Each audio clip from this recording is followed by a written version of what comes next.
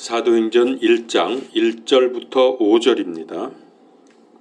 오 데오빌로여, 예수님께서 행하시고 가르치기 시작하신 모든 일에 관하여 내가 작성한 이전 보고서는 그분께서 친히 택하신 사도들에게 성령님을 통해 명령들을 주신 뒤에 들려 올라가신 날까지의 일을 기록한 것이라.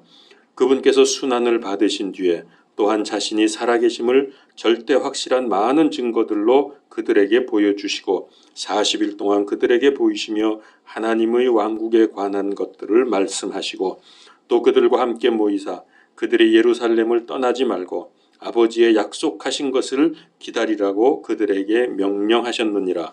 그분께서 이르시되 그 약속하신 것에 대해서는 너희가 내게서 들었나니 참으로 요한은 물로 침례를 주었으되 너희는 이제부터 많은 날이 지나지 아니하여 성령님으로 침례를 받으리라 하시니라.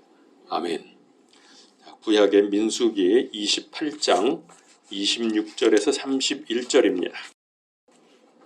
또 너희의 이레들이 지나 첫 열매를 드리는 날 곧 너희가 주께 새 음식 헌물을 가져올 때에도 거룩한 집회로 모일 것이요 아무 노동도 하지 말지니라. 오직 너희는 어린 수소 2마리와 수량 1마리와 1년 된 어린 양 7마리를 취하여 주께 향기로운 냄새로 번제 헌물을 드릴 것이며 또 밀가루에 기름 섞은 것을 그것들의 음식 헌물로 취하되 수소 1마리에는 10분의 3 에바를 드리고 수량 1마리에는 10분의 2 에바를 드리며 어린 양 7마리에는 어린 양마다 10분의 1 에바를 드릴 것이요 또 너희를 속죄하기 위해 염소 새끼 1마리를 드릴지니라. 너희는 항상 드리는 번제 헌물과 그것의 음식 헌물과 그것들의 음료 헌물 외에 그것들을 드리되 너희를 위하여 흠없는 것으로 취해 드릴지니라. 아멘. 지난 주초인가요? 서울에 물폭탄이 떨어졌다 그래서 인명 피해, 재산 피해. 그래도 우리나라는 상당히 적은 겁니다. 한 번 그랬죠. 중국이나 일본은 엄청나게 여러 번, 그것도 매년 고통을 당하고 있습니다. 자, 우리가 예수님 잘 믿고 하나님을 의지한다고 하면 어떤 상황에서도 두려움 없이 우리가 감사하며 지낼 수 있습니다. 천재지변이든 어떤 것이든지 간에 다 하나님의 주관에 있기 때문에 우리가 이 믿음으로 담대하게 믿음 생활할 수 있기를 바랍니다. 요즘에 항상 처음 시작할 때 간단하게 이 말을 하는데 6월절은 어떤 절기죠? 어린 양으로서 십자가에서 죽으신 예수님을 예표하는 절기입니다. 무교절은 무덤에 묻히신 예수님, 초실절은 사흘 만에 부활하신 예수님을 예표하고요. 여러 번 지금 반복합니다. 그리고 그 이후에 부활하신 이후에 이 땅에서 40일간 계시면서 하나님 왕국에 대해서 가르치시고 승천하신 후에 열흘 만에 성령님께서 임하셨습니다. 이것이 오순절입니다. 이렇게 구약의 명절들은 예수 그리스도를 통해서 성취가 되었습니다. 6월절, 무교절, 초실절, 오순절 다 성취가 되었습니다. 10일 동안 예수님의 명령에 따라서 120명의 제자들이 마가의 집 다락방에 모여서 전혀 기도에 힘쓰다가 약속된 성령님의 임재를 체험하게 되었습니다. 너무나 잘 알죠. 그래서 오순절을 신약에서 성령 강림절이라고도 부릅니다. 구약에서는 오순절이라는 용어보다는 이래를 7번 지난 그 다음날 이런 식으로 해서 77절이라는 용어가 나오게 된 거죠. 그러다 이제 그 역사적으로 보면은 신구약 중간 시대에 오순절이라는 명칭이 붙었다고 합니다. 그래서 이제 오순절을 우리는 성령 강림절이라고도 하는데요. 이거 굉장히 아주 중요한 믿음의 요소입니다. 자, 생각해 보세요. 만일 이들이 여기 120명이 모여서 기도를 했는데 모여서 친교만 하고 기도하지 않았다. 딴짓만 하고 있었다. 그래도 성령님께서 오셨을까요? 그 다락방에? 오셨을까요? 안 오셨을까요? 오셨어요. 아, 오셨어요? 네, 오셨을지라도 그들이 받지 못하겠죠. 예, 상당히 근접했습니다. 오십니다. 왜 그러냐면은 오늘 사도행전 1장 4절에 보면은 하나님의 약속하신 것이라 그랬어요. 이게 성령님이거든요. 하나님의 약속이 이미 되어 있는데 기도 안 한다고 하나님의 약속이 무산되지 않습니다. 그래서 약속된 성령님께서 임하시는데 이건 이미 1500년 전에 하신 약속이었습니다. 그래서 만일 마가의 그 다락방에 모였던 사람들이 기도하지 않았다고 해도 성령님께서는 오시겠지만은 이들에게 오시지 않을 것이고 다른 기도하는 사람들에게 오셨을 겁니다. 오신 건 확실해요. 하나님의 약속이니까. 그러나 기도하는 사람들에게 오시는 거죠. 다시 말하면 그들이 누릴 수 있었던 놀라운 축복을 빼앗기게 되는 거죠. 기도를 안 했기 때문에. 하나님이 보내주시기로 했는데 한들 안 한들 뭐 안 오시겠냐 이게 아니라 오시지만은 약속은 이루어지지만은 기도를 안 하면 사모하지 아니하면 그 축복을 놓치게 되는 거예요. 다른 사람들에게 빼앗기게 되는 겁니다. 그래서 기도가 얼마나 중요한지 모릅니다. 예수님도 기도하지 않으셨습니까? 예수님이 누굽니까? 하나님이시고 기도를 받으시는 분 아닙니까? 근데 그분이 이 땅에 육신으로 계시는 동안에 기도하셨어요. 우리에게 본도 보이시지만은 사람은 기도하지 않으면 안 된다는 것을 알려주시는 거죠. 누가복음서 11장 13절에 그런즉 너희가 악할지라도 너희 자녀들에게 좋은 선물을 줄 줄 알거든 하물며 하늘에 계신 너희 아버지께서 너희에게 구하는 자들에게 성령님을 얼마나 더 많이 주시겠느냐. 성령님이 임하셔야 됩니다. 그래야 믿음 생활이 됩니다. 나 혼자서 열심을 내서는 그건 믿음 생활이 아닙니다. 그래서 여러분 진실된 기도를 하지 않는 사람은 믿음 생활하는 게 아닙니다. 그건 종교 생활일 뿐입니다. 성령님이 임하셔야죠. 예수님께서 제자들에게 마가복음 14장 38절에서 이렇게 말씀하셨습니다. 너희가 시험에 빠지지 않게 깨어 기도하라. 그런데 제자들이 기도했습니까? 못했습니까? 그 겟세마네 동산에서. 못하고 졸았잖아요. 마음은 온이로되 육신이 약하다 이러면서 졸았잖아요. 그러니까 어떤 결과가 왔습니까? 기도하라 그랬는데 못했단 말이에요. 그러니까 예수님이 잡히실 때 다 도망갔지. 그렇게 되는 거예요. 기도를 하느냐 못하느냐는 이건 엄청난 차이입니다. 기도 없이 하나님의 도우심을 받을 수 없습니다. 그래서 쉬지 말고 기도하라고 말씀하셨고요. 골로새서 4장 2절에서는 항상 기도하고 기도 중에 감사를 드리며 깨어 있으라. 자, 그런데 여러분 기도에 성공하고 계십니까? 기도 생활 잘 됩니까? 되다 안 되다 그러겠죠. 하느라고 애는 쓰십니까? 이 기도가요 잘 안 되고 힘든 이유가 있어요. 기도는 마귀에 대한 선전포고입니다. 그리고 영적인 전쟁이기 때문에 그렇습니다. 그래서 마귀가 집요하게 방해 공작을 하게 마련입니다. 기도하려고 하면.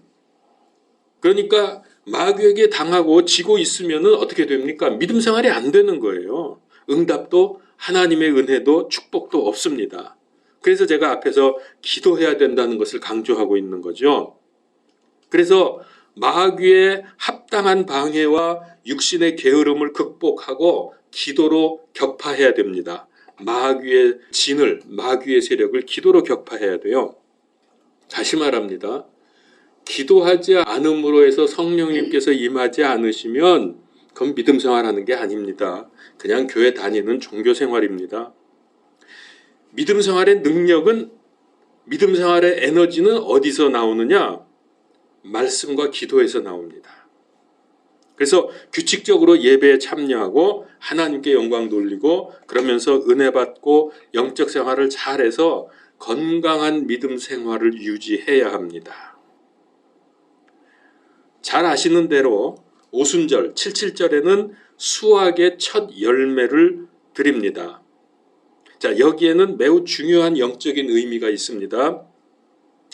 예수 그리스도 십자가 사역과 성령님의 역사로 우리가 믿고 구원을 받은 거듭난 성도들입니다.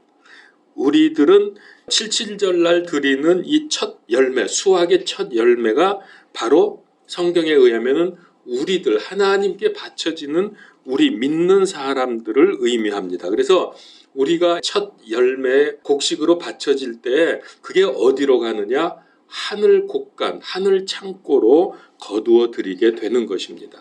그래서 우리는 구원이 보장됐다는 거죠. 이 영적인 열매를 모으는 창고가 당연히 하늘의 곳간에 있지만은 이 지상에서도, 현재 이 땅에서도 있습니다. 그것이 그리스도의 몸인 교회입니다. 교회가 지금 이 땅에 있는 하늘 곳간이에요. 이 첫 추수가 오순절이고 성령 강림절입니다. 성령께서 임하심으로 말미암아 우리가 추수가 되는 거죠. 그분의 소유가 되는 거죠. 그래서 이 명절은 사도행전 2장 성령 강림 이후에 장차 주님께서 재림하실 때까지, 지금 우리가 살고 있는 이 기간 아닙니까? 사도행전 2장의 성령 강림 사건으로부터 앞으로 재림하실 때까지 이 절기는 지금도 계속되고 있습니다. 지금도 오순절 절기가 계속되고 있는 중입니다. 그리고 우리는 하늘 창고에 모아들여진 추수된 열매들입니다. 고린도후서 5장 17절에 그런즉 누구든지 그리스도 안에 있으면 그는 새로운 피조물이라 옛 것들은 지나갔으니 보라 모든 것이 새롭게 되었도다. 그렇습니다. 구약에서는 출애굽해서 구원받은 그 이스라엘이 새 사람이고요. 신약에서는 성령님을 통해서 예수 그리스도께 부름받은 성도들이 교회고 새 사람입니다. 왜 성경은 거듭난 사람들을 가리켜서 새로운 피조물, 새 사람이라고 합니까? 왜 그렇습니까? 가장 기본적으로 출생이 달라졌기 때문입니다. 출생부터 다른 거예요. 누구나 육적인 출생으로 이 세상에 오지만은 구원받은 사람은 영적인 출생으로 전혀 다른 세계의 사람이 된 것입니다. 영적인 세계의 사람이 된 거예요. 영적 출생으로.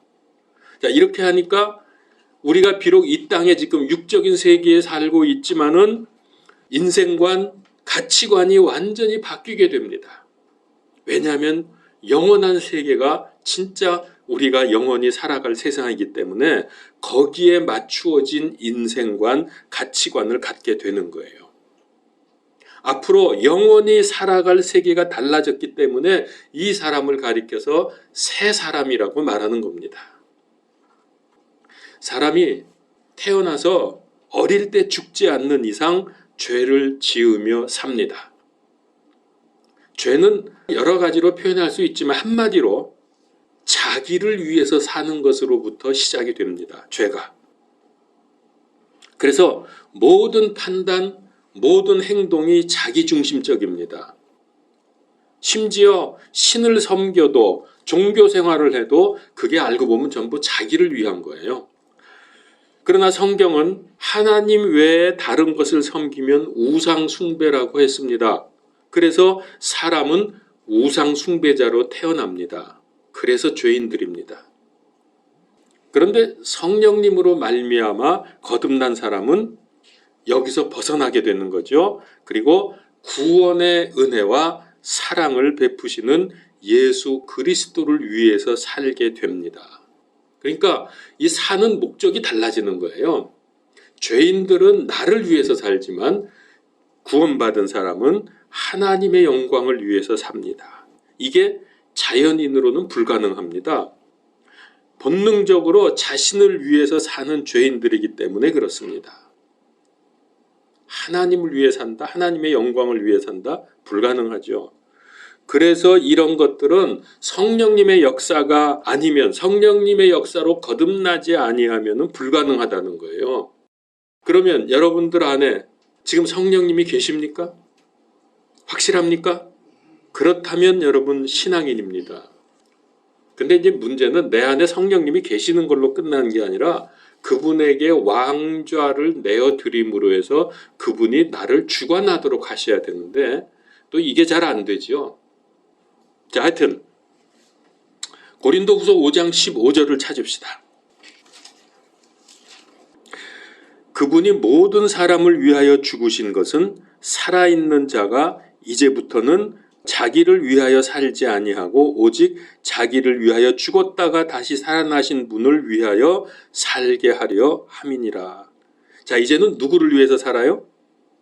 자신을 위해서 사는 게 아니라 예수님을 위해서, 나를 구원하시기 위해서 죽었다가 다시 일어나신 분을 위해서 살게 하려 함이라. 이렇게 우리의 삶의 목적이, 삶의 방향이 바뀌는 겁니다. 이게 신앙인이죠. 근데 이게 가능한 이유가 있어요. 예수 그리스도의 대속과 성령님의 역사를 통해서 옛 사람이 죽었습니다. 그리고 새 사람으로 거듭났기 때문에 이제는 하나님의 영광을 위해서 살 수 있다는 거죠. 이 과정을 거치지 않고는 자연인 상태에서는 절대로 불가능합니다. 혹시 여러분들에게 내가 정말 하나님을 위해서 하나님의 계획 속에서 살기를 원한다는 간절한 마음이 있다면 신앙인입니다. 이제 그것이 어느 정도 이게 성취되고 내 삶에서 이루어지느냐는 이제 그 다음 문제지만은 그런 열망이 있다고 하면 나 정말 하나님을 위해 살고 싶어. 이제 나는 내려놓고 싶다. 내려놓아야지 한다는 그런 열망이 있다면 일단 시작은 된 겁니다. 갈라디아서 2장 20절에 내가 그리스도와 함께 십자가에 못 박혀 있으나 그럼에도 불구하고 사노라. 그러나 내가 아니요 그리스도께서 내 안에 사시느니라. 나는 지금 내가 육체 안에서 사는 삶을 나를 사랑하사 나를 위해 자신을 내어주신 하나님의 아들을 믿는 믿음으로 사노라. 바로 이겁니다. 자, 이렇게 오순절 성령님의 역사로 거듭난 성도들은 그리스도 안에서 하나님의 뜻을 따라 살게 됩니다. 이걸 다른 말로 하면 세상의 모든 일을 복음의 눈으로 보고 판단하고 살게 된다는 거죠. 또 다른 말로 하면 하나님 중심으로 생각하고 행하는 것입니다. 자, 이렇게 되면 삶이 당연히 달라지게 되겠죠. 그게 새 사람입니다. 그러면 환경도 달라집니다. 여러분 혹시 이런 경험 하셨습니까? 그렇게 되면 이제부터는 부모, 형제, 친구들이 그리스도 안에서 다시 생기게 됩니다. 그리스도 안에 있는 모든 사람들은 다 한 형제요 자매가 되지만은 그리스도 밖에 있으면 부모, 형제라도 친구라 할지라도 영적으로 남입니다.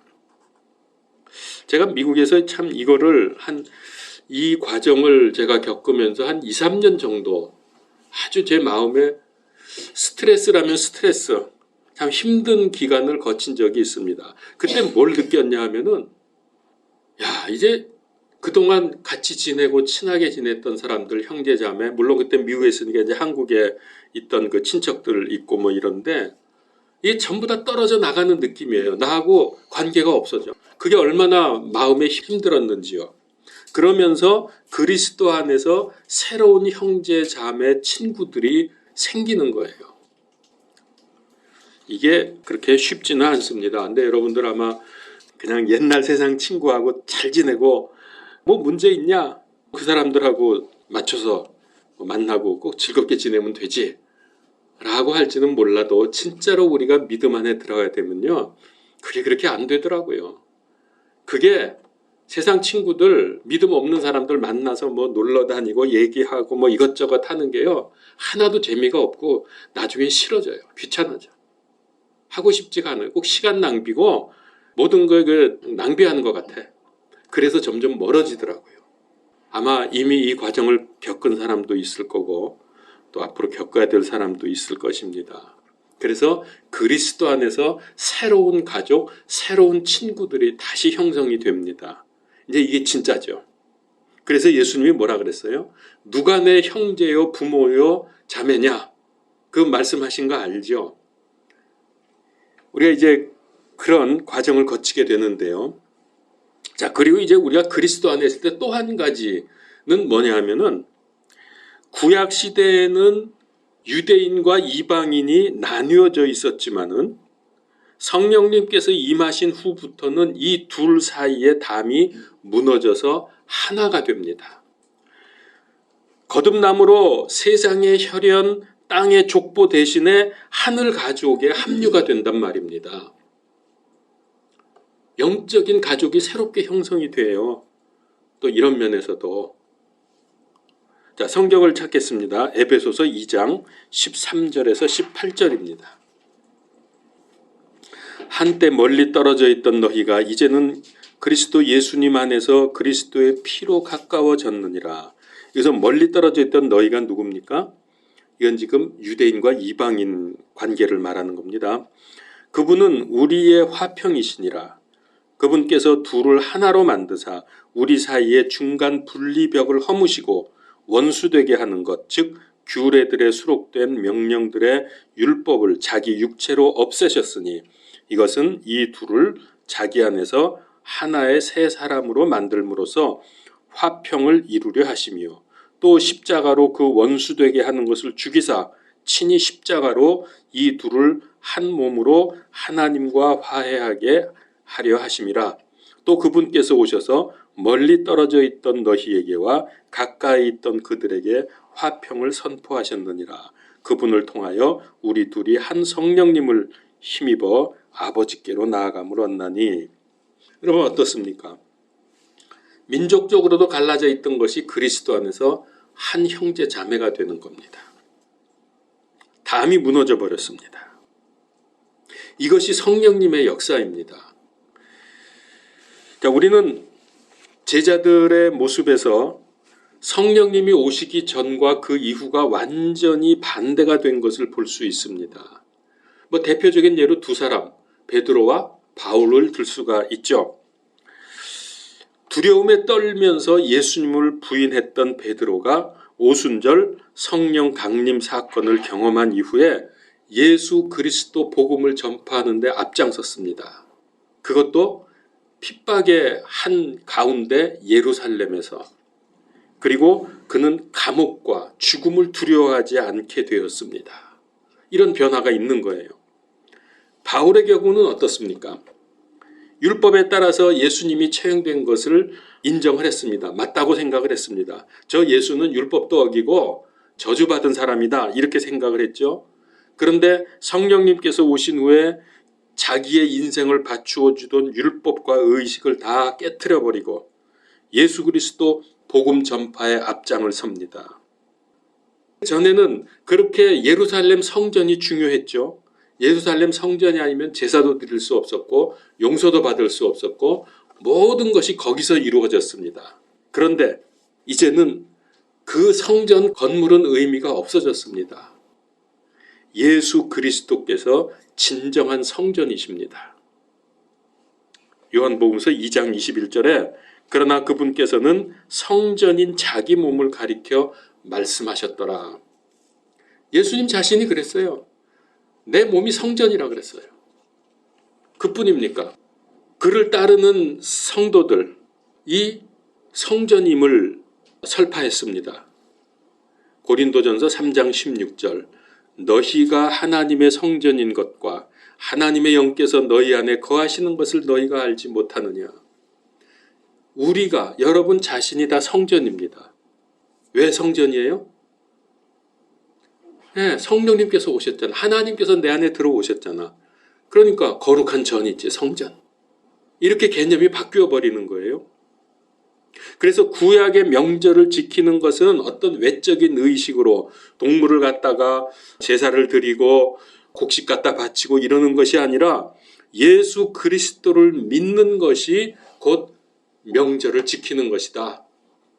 왜냐하면 예수님께서 명절의 예표를 성취하셨기 때문에.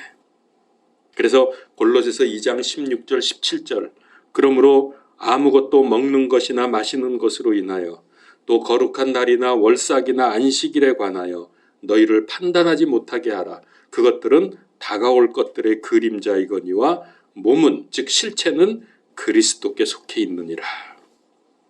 자, 이와 같이 성령님께서 오신 이후에 생각과 사상과 삶의 방식이 모든 것이 완전히 바뀌어 버렸습니다. 이 축복을 우리가 누려야 합니다. 만약에 그러지 못하면 우리의 삶이 굉장히 힘들어집니다. 쉽게 말하면 우리는 율법주의로 살아가게 되는데요. 굉장히 힘들어져요. 그렇게 되면.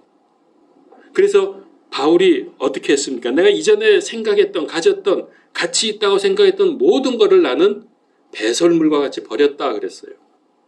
그리스도 안에서 자유합니다. 이것이 진정한 자유입니다.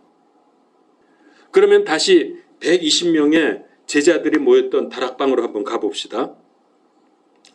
구약의 오순절 말씀이 신약에서 어떻게 성취가 되었는지 살펴보려고 하는 겁니다. 자, 오늘 본문 말씀이었던 민수기 28장을 펴십시오. 민수기 28장 26절에서 31절. 이거하고 이 77절에 관한 말씀하고 성령 강림하신 사도행전 1장 2장의 말씀하고 비교를 하면서 어떻게 성취가 되는지를 지금 보려고 합니다. 그렇게 하는 이유는 그게 성취가 된 것을 통해서 우리의 삶에 적용을 해야 하기 때문입니다. 중요한 네 가지를 말씀을 드릴 텐데요. 첫 번째는 자, 그들은 다락방에 모여서 120명이죠. 함께 모여서 어떻게 했습니까? 그야말로 목숨 걸고 기도에 전념했습니다. 그랬죠. 자, 거기 민수기 28장 27절을 보십시오. 맨 마지막 부분에 보니까 이런 헌물들을 드리면서 이거를 무얼로 드려요? 번제 헌물을 드려라 그랬어요. 번제 헌물로. 여러분, 번제 헌물이 무엇입니까? 번제. 예, 완전히 다 짐승을 각을 떠가지고 완전히 태워서 하나님께 드리는 겁니다. 이건 어떤 의미를 가지고 있냐면 완전 헌신, 나를 완전히 하나님께 바칩니다라고 하는 그런 의미를 가진 제물이 번제 헌물입니다. 그때 120명이 마가다락방에 모여가지고서 정말 목숨 걸고 나를 완전히 주 앞에 드립니다. 이제는 사나 죽으나 주의 것입니다. 핍박을 받아서 죽어도 괜찮습니다. 라고 하는 마음으로 그들은 모여서 기도에 전념을 했습니다. 번제로 드려진 거죠. 기도하다가 너무 기도를 세게 해서 죽었다. 여러분, 그러면 그거 순교입니다.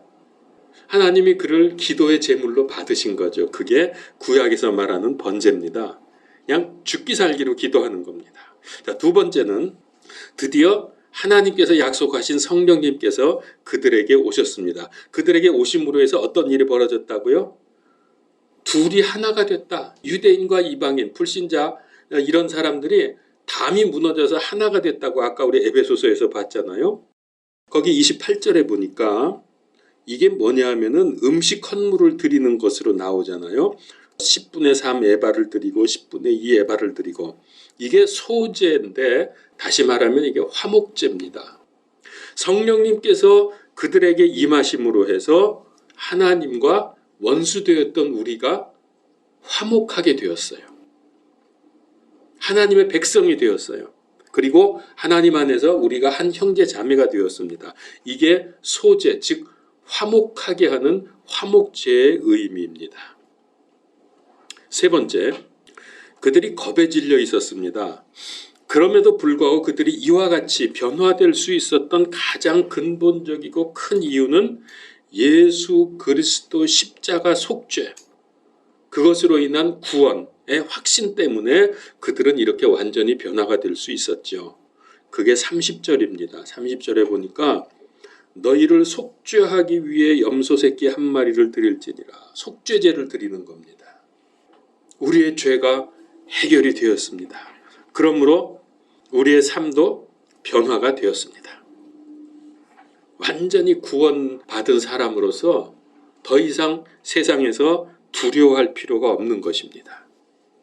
그 다음에 네 번째 성취가 있는데요.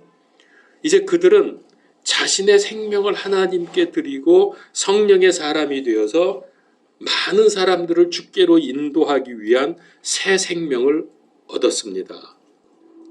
요거는 여기 말고 레위기 23장 11절에 보면은 77절 헌물을 드릴 때 요제로 드리라는 말씀이 있어요. 요제 아시죠? 들어서 흔들어 드리는 거 이렇게. 요제는 여러 가지 의미가 있는데 그 중에 또 중요한 한 가지가 흔들어서 깨운다는 뜻을 가지고 있습니다. 흔들어서 깨운다. 영적으로 잠자는 자들을 흔들어 깨워가지고 앞으로는 하나님의 계획을 이루는 삶을 살기 위해서 깨어나라는 말입니다. 이게 요제입니다. 그래서 성령님께서 임하심으로 해서 우리가 영적으로 깨어났죠. 이제는 주의 일을 감당하는 하나님의 일꾼들이 되는 겁니다. 자, 이렇게 구약의 이 77절에 제물 드리는 것이 신약 오순절에서 어떻게 성취가 되었는가를 봤는데요. 자, 그러면은 이제 이 말씀이, 이 성취된 말씀이 나에게 적용이 되어야 하지 않겠습니까? 이 단계까지 와야 되는데 그러려면은 무엇보다 제일 중요한 게 뭘까요? 이게 나에게 적용이 되고 나에게서 이 마가의 다락방에 있었던 이 제자들과 같은 삶을 살려고 한다면 제일 중요한 거, 가장 기본적인 거, 성령님께서 나에게 오셔서 역사를 하셔야 돼요. 이거 안 되면 안 되는 거예요. 이거 없이 어떻게 가능합니까? 불가능하죠. 자, 누가복음서 11장 13절 찾습니다. 성령님이 임하셔야 하는데 그러면 어떻게 해야 성령님이 내게 오십니까? 예? 그렇습니다. 거기 봅시다. 11장 13절.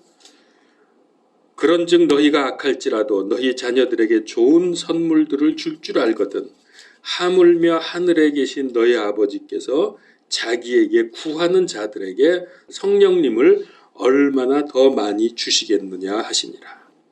성령님을 얼마나 더 많이 주시겠느냐? 어떤 사람에게? 구하는 자들에게. 여러분 기도하십시오. 기도하지 않으면 신앙생활이 안 되는 거예요. 그래서 기도할 때 제일 먼저 가장 중요한 거 성령님을 구하시는 겁니다. 그러면 사실은 그 다음 문제는 해결됩니다. 그 다음엔 다 하나님의 뜻대로 되는 거예요. 성령 하나님께서 내게 오셨으니까. 그게 믿음 생활이죠. 진짜 믿음 생활이죠. 그래서 성령님이 오시도록 구하십시오. 그리고 나를 성령님께서 통제하고 주관하시도록 기도하십시오. 자, 그러면 이제 우리도 이 명절을 배워가면서 말씀이 성취되는 삶으로 변화가 되어야 되지 않겠습니까? 그래서 이제 성령님께서 오신 것을 기반으로 해가지고 오늘 말씀을 세 가지로 정리를 하겠습니다. 첫 번째, 마가 다락방의 제자들처럼 말씀과 기도에 성공하십시오. 사실은 이게 답니다. 다시 말하지만 성령님이 오시지 않으면 믿음 생활이 되는 게 아닙니다. 성령님을 사모하십시오. 갈급해 하십시오. 두 번째, 구원받아서 거듭난 성령의 사람으로서 이제 우리는 인생관, 가치관, 세계관이 복음으로 정립되어야 합니다. 우리가 언제까지 옛 생각, 옛 방식으로 살 겁니까? 새 사람 되지 않았습니까? 그러므로 이제는 인생관이 바뀌어야 돼요. 내가 뭐 위해서 살 거냐? 나를 위해서 살 거냐? 하나님을 위해서 살 거냐? 여전히 세상에서 잘 되고 돈 많이 벌고 뭐 인정받고 이런 거 위해서 살 겁니까? 그렇게 살면은 그게 하나님이 축복 주신 겁니까? 아니에요. 그렇지 않습니다. 우리 인생관이 달라져야 돼요. 가치관이 달라져야 돼요. 세계를 보는 눈, 세계관이 달라져야 됩니다. 세계관은 어떻게 바뀌어야 합니까? 지금까지는 세상이 크게 보였고 화려하게 보였고 부러웠고 야, 나도 좀 저렇게 됐으면. 이제는 그게 완전히 바뀌어야 합니다. 세상을 보니까 화려하고 부러운 게 아니라 불쌍하고 안타깝고 안 됐다 참. 저들에게 복음이 없구나. 저들이 화려하게 살지만은 예수 생명이 없어서 멸망당하는구나. 이게 보여야 돼요. 이게 세계를 보는 눈이 바뀌는 겁니다. 세상 보는 눈. 세 번째, 아까 우리는 천국 곳간에 들여진 알곡이라 그랬죠. 우리는 알곡들로서 성도들 간의 형제 자매의 아름답고 헌신적인 사랑의 삶을 삽시다. 서로 돕고 사랑하고, 이제는 여기에 있는 우리가 진짜 형제 자매 아닙니까? 남남입니까? 만약에 집에 불신 가족이 있다고 하면 미안하지만 그가 남입니다. 영적으로 보면 그는 남이에요. 우리가 진짜야. 이 사실입니다. 그럼 어떻게 해야 돼요? 그들을 끌어들여야죠. 우리의 이 공동체로 끌어들여야죠. 교회로. 그래서 우리가 안타까운 마음으로 기도하면서 전도하는 이유가 그거예요. 수십 년을 같이 살았지만 남이라 그러니 이거 얼마나 참 답답한 일입니까? 그래서 하나 되는 교회, 요즘에 교회 분쟁이 참 많다고 하는데 분쟁 없이 그리스도의 몸 안에서 하나 되는 교회가 되어야 하겠습니까? 이 세 가지를 오늘 말씀으로 정리를 했습니다. 기억하시면서 변화된 삶이 되시기를 바랍니다. 기도하겠습니다. 은혜 하나님, 성령님께서 우리에게 오셔서 완전 새로운 삶으로, 새 사람으로 거듭나게 해주신 것 감사합니다. 이제는 우리가 성령님의 능력을 힘입어서 영적 생활에 성공하고, 그래서 인생관, 가치관, 세계관이 복음으로 바뀌어지며 교회 안에서 우리가 서로 사랑하며 하나가 되어서 이 세상 살리는 하나님의 일꾼들이 되게 하여 주시옵소서. 예수 그리스도 이름으로 기도하옵나이다. 아멘.